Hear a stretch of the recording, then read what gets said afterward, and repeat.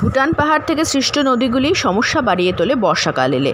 ভারত ভুটান সীমান্ত জয়গার খোকলা বস্তি এলাকায় ভারতের পক্ষ থেকে জয়গা ডেভেলপমেন্ট অথরিটির চেয়ারম্যান গঙ্গাপ্রসাদ শর্মা এবং ভুটান দেশের আধিকারিকরা উপস্থিত হয়ে পরিদর্শন করলেন বন্যাপ্রবণ এলাকা। বর্ষাকাল এলেই ভুটান পাহাড়ের নদীর জল ফুলে ফেঁপে ওঠে। देखिए, माननीय मुख्यमंत्री ममता बंदोपाध्याय के आशीर्वाद से इस बार जयगांव डेवलपमेंट अथॉरिटी को जोगी खोला और गोबरजीती रिवर में आपको दोनों साइड प्रोटेक्शन का काम हम लोग को हमारा सैंक्शन हुआ है। तो अब ये प्रोटेक्शन सिर्फ हमारे साइड में करने से तो नहीं होगा, क्योंकि यह एक विचित्र परिस्थिति यहाँ पर है। जो भूटान के साइड में भी यदि प्रोटेक्शन नहीं हो तो हमारा प्रोटेक्शन कोई काम पे नहीं आएगा।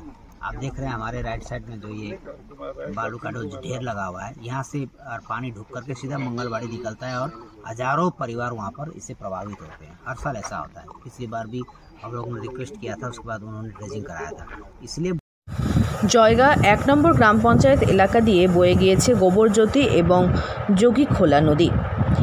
এই নদীর জল প্রবেশ করে জয়গা ১ নম্বর গ্রাম পঞ্চায়েতের মঙ্গলাবাড়ি, রায়গাঁও এবং খোকলা বস্তির বিভিন্ন এলাকায় বন্যা পরিস্থিতির সৃষ্টি করে।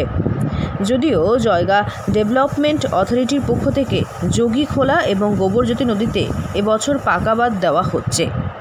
এতে সমস্যা কিছুটা সমাধান হলেও ৬০% সমস্যার সমাধান হবে না। এর জন্য প্রয়োজন ভুটান পাহাড় সৃষ্ট নদীগুলি ড্রেজিং করানোর। ভুটান এলাকায় এই ড্রেজিং হলে নদীর জল এতটা ফুলে ফেঁপে উঠবে না বলে মনে করছেন ভারতের প্রশাসনিক আধিকারিকরা, যার কারণেই ডেকে আনা হয়েছিল ভুটানের আধিকারিকদের।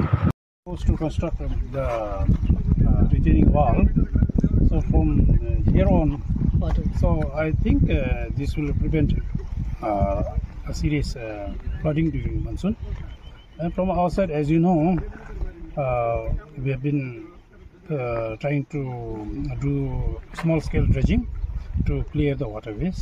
So, as was done in the past year, we will also continue doing the same thing during the heavy monsoon only. Jaigaon development অথরিটির চেয়ারম্যান গঙ্গাপ্রসাদ শর্মা জানান, নদীর ড্রেজিংয়ের বিষয় নিয়ে কথা হয়েছে। ভুটানের আধিকারিকরা ভারত সরকারের পক্ষ থেকে একটি চিঠি ভুটান সরকারকে দিতে বলেছেন। জেলা প্রশাসনের কাছে জানিয়ে এই কাজ করা হবে। ওদিকে ভুটানের আধিকারিক কর্মা ছিরিং জানান, এলাকার সমস্যা তারা পরিদর্শন করেছেন। ভুটান প্রশাসনকে তারা জানাবেন, কোনো একটি ব্যবস্থা নিশ্চয়ই গ্রহণ করা হবে। আলিপুরদুয়ার থেকে অনন্যাদের রিপোর্ট, লোকাল 18 বাংলা।